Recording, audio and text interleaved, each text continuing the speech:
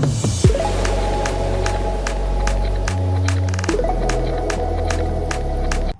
And welcome, आप सभी का स्वागत है आपके प्यारे से चैनल सी फॉर केमिस्ट्री में। जैसा कि हम लोग कोऑर्डिनेशन कंपाउंड के बारे में कुछ बात कर रहे थे, कुछ पढ़ रहे थे, मेरे पास कल एक मैसेज आया। उसमें एक बच्चे ने कहा कि सर बहुत समस्या होती है कि हमें ये नहीं पता चल पाता है कि हाँ इसमें लिगेंड कैसे हैं या कितने हैं, या हमें काउंटर आयन नहीं समझ में आते हैं, हम एनायन और कैटायन नहीं समझ पाते हैं। तो आज का जो वीडियो है ये एक छोटी छोटी बेसिक चर्चाओं पे है। तो जनरली अगर हम बात करें तो हम लोगों ने लिगेंड की मैंने एक छोटी सी वीडियो बना दी थी आपको, एम्बीडेंट लिगेंड की, और इसी प्रकार चिलेट लिगेंड होते हैं आपके, मोनोडेंटेड, बाइडेंटेड, ट्राइडेंटेड, पॉलीडेंटेड, इस टाइप के लिगेंड होते हैं। लिगेंड होता क्या है? लिगेंड की अगर हम बात करें तो लिगेंड को समझाने के लिए मैं आपको सीधे सीधे एक छोटा सा एग्जांपल देता हूं।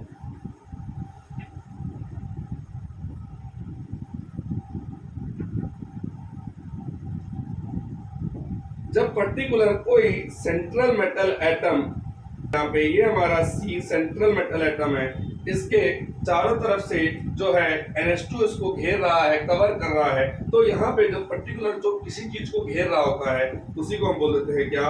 उसको हम कहते हैं लिगेंड। क्या बोलते हैं? लिगेंड। एक छोटा सा एग्जांपल से मैं आपको बताता हूँ कि हाँ किसी पर्टिकुलर कॉम्प्लेक्स कंपाउंड में कहाँ पे लिगेंड आता है। आइए देखिए, एक एग्जांपल बड़ा फेमस है K4FeCN6।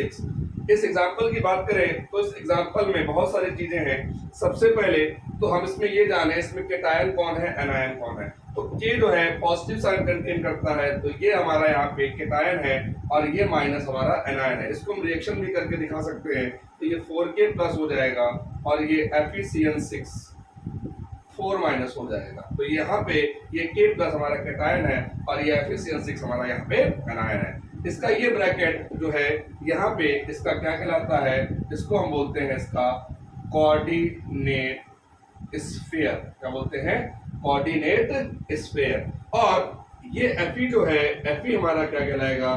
Fe हमारा यहाँ पे कहलाएगा सेंट्रल मेटल एटम।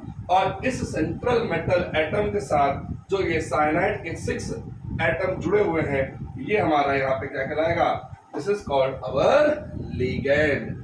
और सर ये बाहर वाला क्या है? ये बाहर वाला जो कैटायन है, इस कैटायन को हम बोलते हैं काउंटर आयन। क्या बोलते हैं? Counter ion. तो इस पर्टिकुलर कॉम्प्लेक्स कंपाउंड को अगर हमने पूरी तरीके से डिवाइड किया तो ये K4 हमारा क्या कहलाता है? This is called our counter ion. Fe यहाँ पे हमारा सेंट्रल मेटल एटम है, CN6 हमारा लिगेंड है, और जिस घेरे के अंदर ये पाए जाते हैं उस सर्कल को क्या बोलते हैं? Coordinate sphere. ठीक है, एक और एग्जांपल से इसको देख लेते हैं।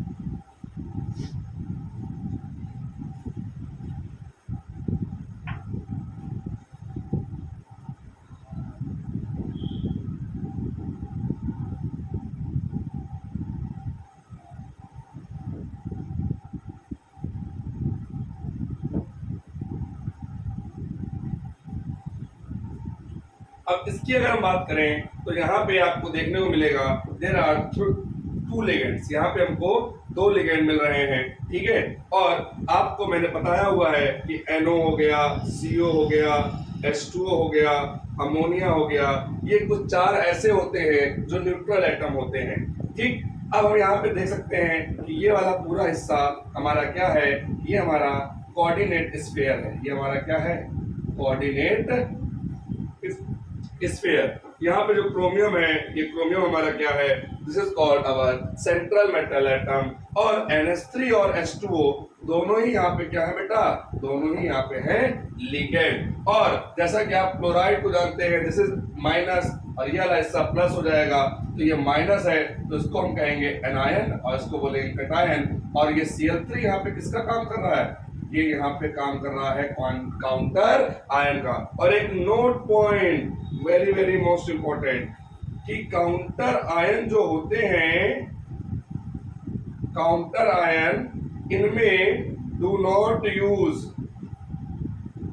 बाई, डाई, ट्राई, टेट्रा, इस प्रकार के वर्ड काउंटर आयन में यूज नहीं करते, क्योंकि बच्चा जैसे Cl के देखे नीचे देखेगा 3 तो वो लिखेगा ट्राई क्लोराइड। क्या लिखेगा? Try chloride. तो काउंटर आयन में किसी भी प्रकार का बाय या डाई या ट्राई, टेट्रा, इन सब टर्म्स का यूज नहीं करते हैं। तो ये एक छोटी सी इंफॉर्मेशन थी कोऑर्डिनेट कंपाउंड की और उसमें उसके कॉम्प्लेक्स की। आपको ये वीडियो कैसी लगी हमें कमेंट करके जरूर बताइएगा और हमारे वीडियो को बहुत सारा प्यार शेयर के रूप में करिएगा। आज के लिए इतना पर्याप्त है। Thank you so much.